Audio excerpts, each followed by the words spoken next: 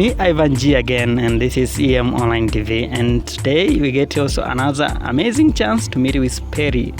Yeah, I don't know if it's from USA or Canada, but she will tell us. So, Perry, welcome to EM Online TV. And actually, what we do here is just we share an inspiration story in order to learn from each other. So, first of all, I wish to know about yourself. Who is Perry? Well, thank you so much for having me. Who is Pelly? Yeah. Well, as you said, I'm a Canadian who lives in the USA. Yeah. And my passion is storytelling. So we're along the same line in that regard. And yeah, I grew up in Canada, have lived in Hawaii for the last 4 years. And I studied journalism and documentary filmmaking in university. And since then, I've worked for various nonprofits as their marketing and communications coordinator. And now I'm here at beautiful Django International as their communications and marketing fellow. I want to know maybe firstly, why did you choose journalism and not other course to pursue at university? Like I said, I'm very passionate about storytelling, always have been. I've been writing stories since I was a kid, and I think journalism is really important to preserving freedom and democracy. It's so important that we keep those people in positions of power accountable by telling their stories, and also that we lift up and share the voices of people whose stories don't always get told. So I think journalism is a really powerful tool to create change. Maybe I wish to know.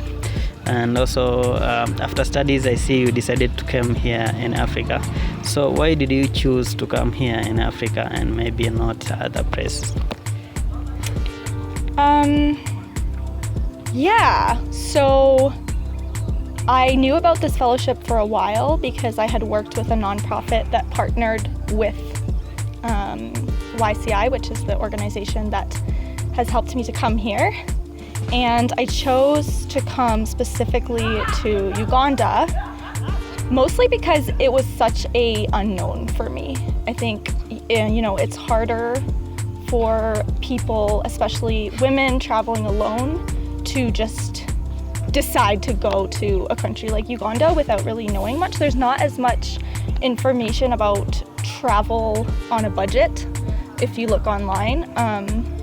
So I felt like this was a really rare opportunity to not only visit a country that I didn't know much about, but also to really get a chance to get to know a culture. Because when you live somewhere for 3 months in the same place, as opposed to, people come here and they do a safari for a week and then they leave, that's not getting to know a place, that's not getting to know a culture.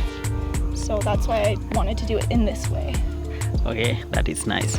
And also I wish to know maybe how did you generate income? While I was in university, I worked as a barista, making coffee for people.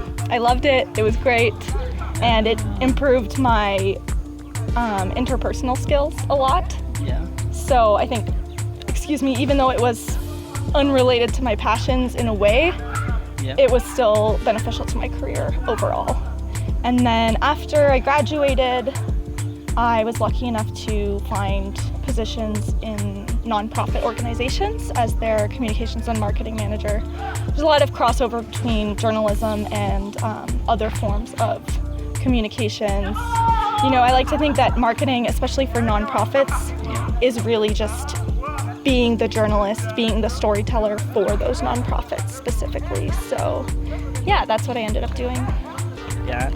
So maybe if someone, he want to start about journalism, want to do something related to journalism, so maybe what can you advise things which he or she consider before joining the part of journalism or this filmmaker? I think it's a really, really valuable degree to get.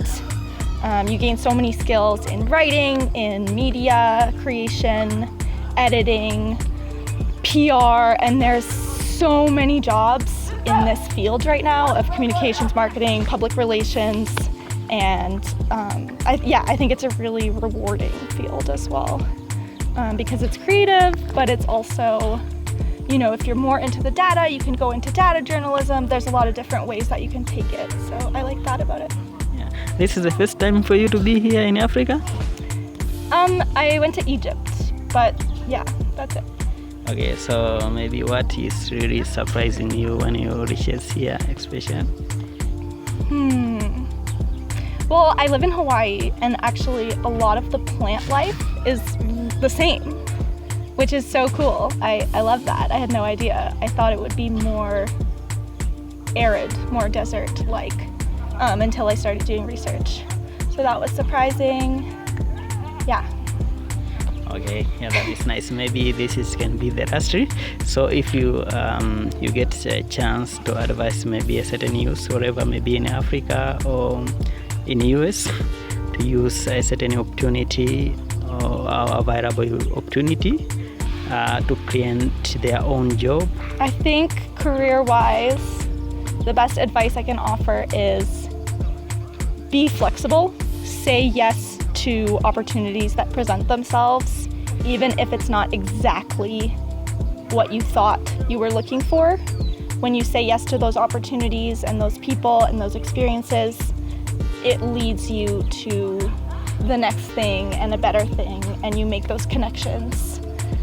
So yeah, be flexible, and I think resilience is key. Like, it's a tough world out there. We're all struggling. So yeah. Maybe anything to share about SINA? I think SINA is incredible. I would love to see SINA communities all over the world. I think it's a great initiative. I love how youth-directed it is. I love the combination of community with the entrepreneurship, because I think that's so often lacking as a combo. Yeah, that is nice. I'm so glad to have Perry, and today actually I get a lot of things from her. What I really love mostly, especially when she said that she decided to go on journalism because it is her passion. I think if you decided to do something which you are really passionate about, it can lead you to reach far rather than doing something because of money or anything. So we are glad, and maybe Perry, we are happy to have you in EM Online TV. Yeah, my name is Ivan G, and behind the camera is Eruguba Kabamba, my brother from Congo. Thank you so much. Please don't forget to subscribe, share, and turn on notification. Thank you. Thank you.